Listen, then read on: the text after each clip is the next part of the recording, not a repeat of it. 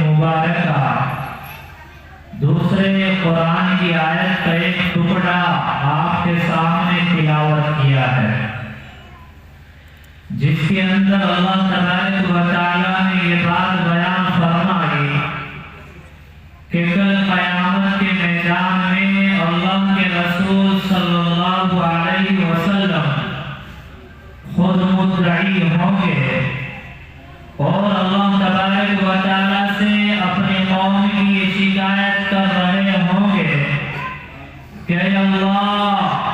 یہ میری قوم ہے، یہ میری امت ہے جنہوں نے قرآن کریم کو چھوڑ دیا تھا، یہ قرآن سے راہ فرار اختیار کرتے رہے، قرآن کی دعوت پر لبیک نہیں کہا، قرآن کی پکار پر اپنے آپ کو پیش نہیں کیا اور قرآن کے احکامات پر انہوں نے عمل نہیں کیا۔ ذرا غور کیجیے اور فکر کیجیے اور اپنی زندگیوں میں جھانک کر دیکھیے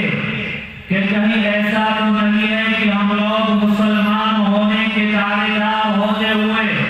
قرآن سے محبت کا دعویٰ کرتے ہوئے ہم خود ہی قرآن کریم کو چھوڑنے والوں میں ہوں۔ ذرا سوچیں اور اپنی 24 گھنٹے کی زندگی کا جائزہ لیں، اپنے ماہ و سال کا جائزہ لیں کہ ہم نے قرآن کریم کو کتنا وقت دیا ہے۔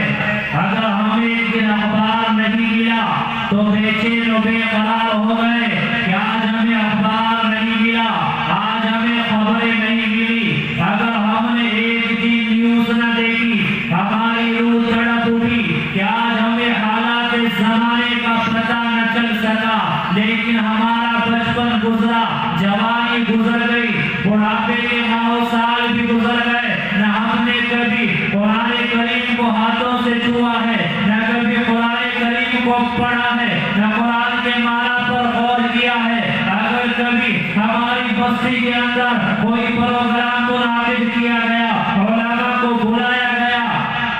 اور کسی جلسے کا انعقاد کیا گیا جس میں علماء آئے، اہل اللہ تشریف لائے، انہوں نے قرآن پڑھا، قرآن کا مطلب بیان کیا، قرآن کی آیتیں پڑھ کر ان کی تفاسیر کو ہمارے سامنے بیان کیا، لیکن ہمارے پاس اتنا وقت نہیں تھا، ہم اپنے تقاضوں کو دبا دیتے، اپنے کاموں کو آگے پیچھے کر دیتے، ہم پروگرام میں آ جاتے، قرآن کا پیغام سن لیتے، علماء کے بیانات سے مستفید ہو جاتے، یہ محفلیں منعقد ہوتی رہی، علماء آتے رہے، وہ بیانات کرتے رہے، لیکن ہم لوگ محروم رہے۔ میرے بھائیو یاد رکھنا، کہیں ایسا نہ ہو کہ اس لاپرواہی اور غفلت اور اس سستی کا نتیجہ اس صورت میں ظاہر نہ ہو جائے کہ کل قیامت کے میدان میں جب ہمارے اعمال کو تولا جائے گا، آپ علیہ السلام تشریف لائیں گے، آپ فرما دیں اے اللہ، یہ وہ لوگ ہیں جنہوں نے قرآن کریم کو پسے پشت ڈال دیا تھا، ان کو قرآن سنایا جاتا رہا، قرآن کا پیغام ان کو بتایا جاتا رہا، اللہ کے احکامات ان کو بتائے جاتے رہے، علماء بیان کرنے کے لیے، تیرا پیغام پہنچانے کے لیے ان کے پاس آتے رہے، انہوں نے اپنے تقاضوں کو آگے پیچھے نہ کیا، اپنے کاموں کو چھوڑ کر اللہ یہ تیرے گھر میں نہیں آئے تھے، تیرے نبی کے جو وارث ہیں ان کے پیغام کو نہیں سنا تھا، تو کہیں ایسا نہ ہو کہ فیصلہ کر دیا جائے کہ ان کو جہنم کے اندر پھینک دیا جائے۔ میرے بھائیو ذرا سوچیں کہ اس قرآن سے پیار کتنا ہمارے دلوں میں ہے، اس قرآن کی عظمت کتنی ہمارے دلوں میں ہے، قرآن کو ہم نے کتنا پڑھا، قرآن پر ہم نے کتنا عمل کیا، اللہ نے جو احکامات دیے کیا ہم نے ان کو پورا کیا؟ میں آپ سے پوچھنا چاہتا ہوں، بتائیے کیا یہ امت آج اسی طرح قرآن کریم کو مان رہی ہے اور پڑھ رہی ہے جس طرح صحابہ کرام نے اس قرآن کو پڑھا تھا؟ جب یہ قرآن صحابہ کرام کے سامنے آیا، قرآن نے جو حکم دیا صحابہ کرام نے عمل کیا، قرآن نے جن باتوں سے منع کیا صحابہ کرام نے ان تمام کاموں کو چھوڑ دیا. آج یہ قرآن ہمیں پڑھ پڑھ کر سنایا جا رہا ہے, اللہ کا پیغام بتایا جا رہا ہے, اللہ کے احکامات ہمیں بتائے جا رہے ہیں, لیکن ہم لوگ عمل کرنے کے لیے اور سننے کے لیے تیار نہیں ہیں. یہی تو وہ قرآن ہے جس کے اندر اللہ تبارک و تعالیٰ نے یہ اعلان فرمایا تھا کہ مسلمانوں تم ہی سربلند ہو اور تم ہی سربلند رہو گے. سربلندی تمہارا نشان ہے, سربلندی تمہاری علامت ہے, لیکن شرط یہ ہے کہ اللہ سے محبت کا ثبوت دیتے ہوئے اللہ کی زمین پر اپنے اعمال کو ٹھیک کر لینا. اللہ آسمان کے اوپر سے تمہارے حالات کے بدلنے کا فیصلہ فرما دے گا. آج ہم جائزہ لیں اپنے اعمال کا, آج جائزہ لیں اپنے کردار کا, آج محاسبہ کریں اپنے اخلاق کا. ہم نے قرآن کے کس کس پیغام کو لیا, قرآن کے کس کس حکم پر ہم لوگوں نے عمل کیا ہے. بڑے افسوس کے ساتھ کہنا پڑتا ہے کہ جب یہ قرآن کریم نازل ہوا اللہ نے 6666 آیتیں نازل فرمائی, لیکن قرآن کے اندر جو سب سے پہلی آیت کریمہ نازل کی گئی اور مسلمانوں کو سب سے پہلے جو پیغام دیا گیا, آج مسلمان اسی پیغام کو فراموش کر بیٹھا ہے. اللہ نے جب قرآن نازل کیا سب سے پہلی آیت کریمہ نازل فرمائی اقرأ باسم ربک الذی خلق, کہ پڑھو اس رب کے نام سے جس نے ہر چیز کو پیدا کیا ہے. قرآن نے سب سے پہلے تعلیم کا حکم دیا, پڑھنے کا حکم دیا, علم حاصل کرنے کا حکم دیا. آج مسلمان جائزہ لے کہ وہ تعلیمی میدان میں کتنا سرگرم ہے, تعلیمی میدان میں آج مسلمان کتنا پچھڑا ہوا ہے. قرآن کا جو سب سے پہلا پیغام ہے, قرآن کا جو سب سے پہلا حکم ہے, مسلمان نے اس حکم کو چھوڑا اور آج ذلیل و خوار ہو رہا ہے اور ذلت کی زندگی گزار رہا ہے. میرے بھائیوں, آج جائزہ لیں اپنی بستیوں کا اور معائنہ کریں اپنے علاقوں کا. دیکھیں تعلیم حاصل کرنے والوں کی شرح اور تعداد کتنی ہے, ہم تعلیمی میدان میں کتنے بچھڑے ہوئے ہیں. حالانکہ تعلیم کا ہونا انتہائی ضروری ہے. جیسے انسان کے زندہ رہنے کے لیے ہوا کا ہونا ضروری ہے, پانی کا ہونا ضروری ہے,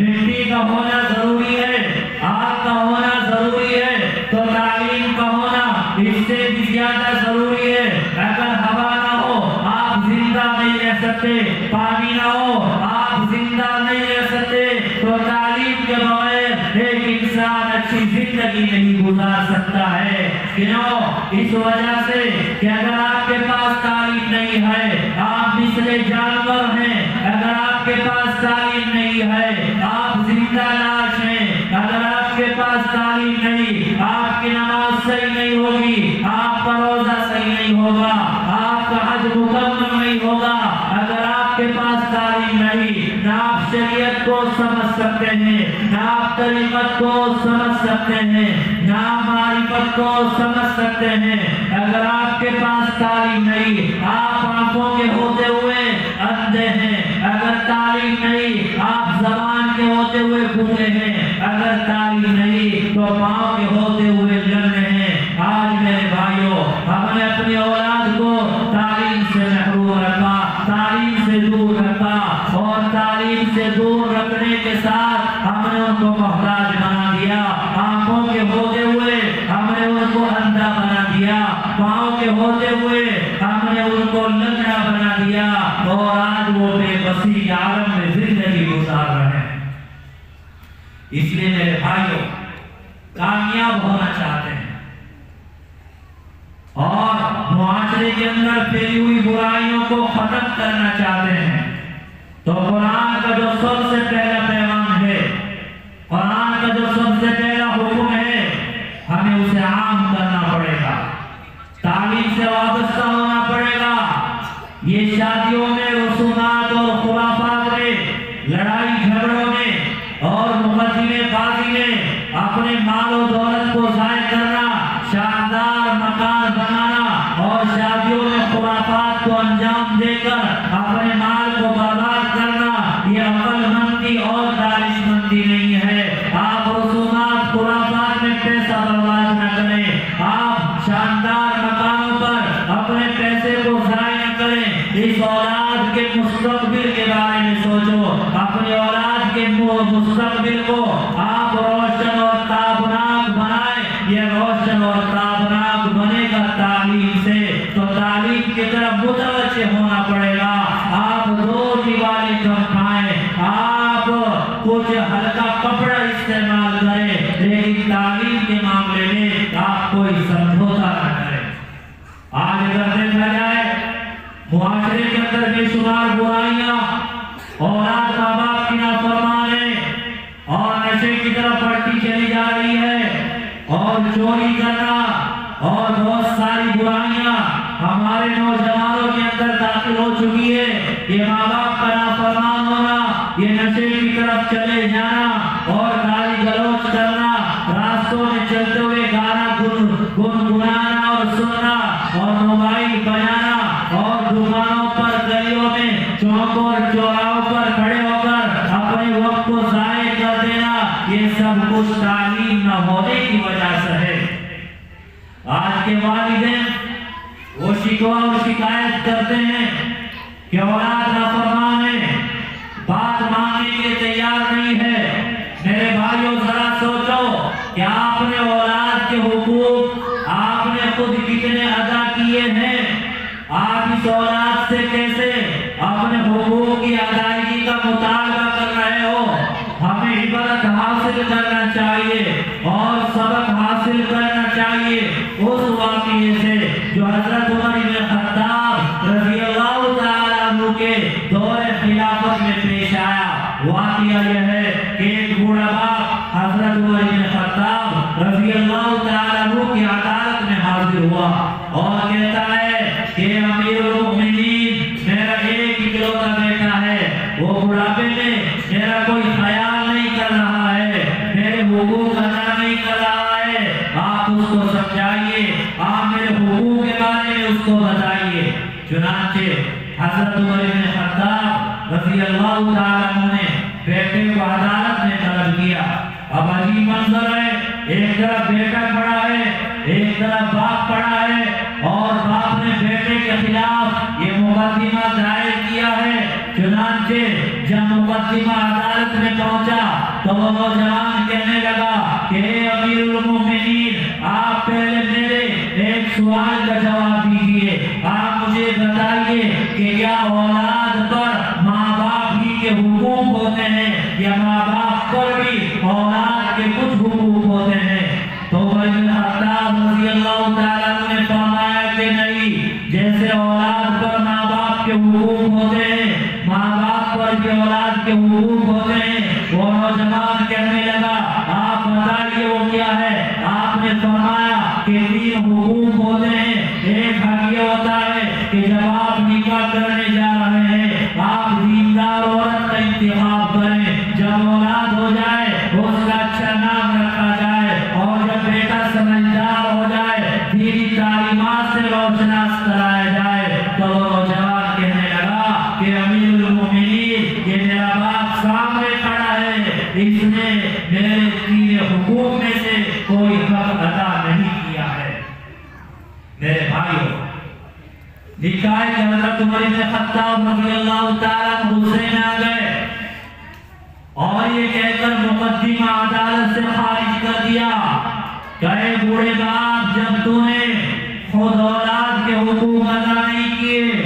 آج اپنے حقوق کا مطالبہ کرنے کا کوئی حق نہیں ہے۔ جب تم نے اولاد کو بتایا نہیں ماں باپ کے حقوق کیا ہوتے ہیں، ان کا ادب و احترام کیا ہوتا ہے، رشتہ داروں کے ساتھ حسن سلوک کیا ہوتا ہے، معاشرت کیا ہوتی ہے، اخلاق کیا ہے، ادب و احترام کیا ہے، جب آپ نے سکھایا نہیں، آج اپنے حقوق کا مطالبہ تم ان سے کیسے کر رہے ہو؟ آج ہمارے لوگ شکوہ اور شکایتیں کرتے ہیں، اولاد نافرمان اور نشے کی طرف چلی گئی اور یہ نافرمان ہو گئی، لیکن اس طرف نظر نہیں جاتی کہ ہم نے اولاد کے کتنے حقوق ادا کیے ہیں۔ ہمیں اپنے گریبان میں اٹھا کر دیکھ لینا چاہیے کہ کیا ہم نے اولاد کے حقوق ادا کیے یا ہم نے ان کے حق کو دبایا ہے، تعلیم سے ان کو محروم رکھا ہے، تو ہمیں اپنے حقوق کے مطالبہ کرنے کا کوئی حق نہیں ہے۔ حدیث پاک کے اندر آتا ہے، حضرت انس رضی اللہ تعالیٰ عنہ کی روایت ہے کہ جس شخص نے اپنے بیٹے کو ناظرہ قرآن شریف کی تعلیم دلائی تو کل قیامت کے میدان میں اس کے والدین کے اگلے پچھلے تمام گناہوں کو معاف کر دیا جائے گا، اور جس نے اپنے بیٹے کو حافظ قرآن بنایا اس کے والدین کو ایک ایسا تاج پہنایا جائے گا کہ اس کے سامنے 14ویں رات کے چاند کی روشنی وہ بھی مان پڑ جائے گی۔ اور حضرت شاہ مسیح اللہ خان جلال آبادی رحمت اللہ علیہ انہوں نے واقعہ بیان کیا ہے کہ ایک شخص کا انتقال ہو گیا، اس کی بیوی روزانہ خواب میں دیکھتی ہے کہ شوہر آگ میں جل رہا ہے، جہنم میں ڈال دیا گیا ہے، اس کو عذاب ہو رہا ہے۔ چنانچہ بچہ جب کچھ سمجھدار ہوتا ہے، کچھ بڑا ہوتا ہے، وہ مکتب میں داخل کرا دیتی ہے امام صاحب کے پاس، اور حافظ صاحب کے پاس وہ بچہ جاتا ہے، حافظ صاحب اس کی بسم اللہ کراتے ہیں، بسم اللہ پڑھاتے ہیں۔ رات کو اس کی بیوی نے خواب میں دیکھا کہ اس کا شوہر جو آج تک جہنم میں جل رہا تھا آج جنت کی بہاروں میں مزہ لیتا ہوا نظر آ رہا ہے۔ پوچھا آپ کی معافی کیسے ہو گئی، آپ کو کیسے معاف کر دیا گیا؟ اس نے جواب دیا کہ آج تم نے میرے بیٹے کو مکتب میں داخل کرایا اور امام صاحب نے بسم اللہ کرائی، اس نے پڑھا بسم اللہ الرحمن الرحیم، تو اللہ نے فرما دیا کہ اس کا معصوم بچہ، وہ چھوٹا سا بچہ، وہ مجھے رحمان اور رحیم کہہ کر پکار رہا ہے، تو مجھے حیا آتی ہے کہ میں اس کے باپ کو جہاں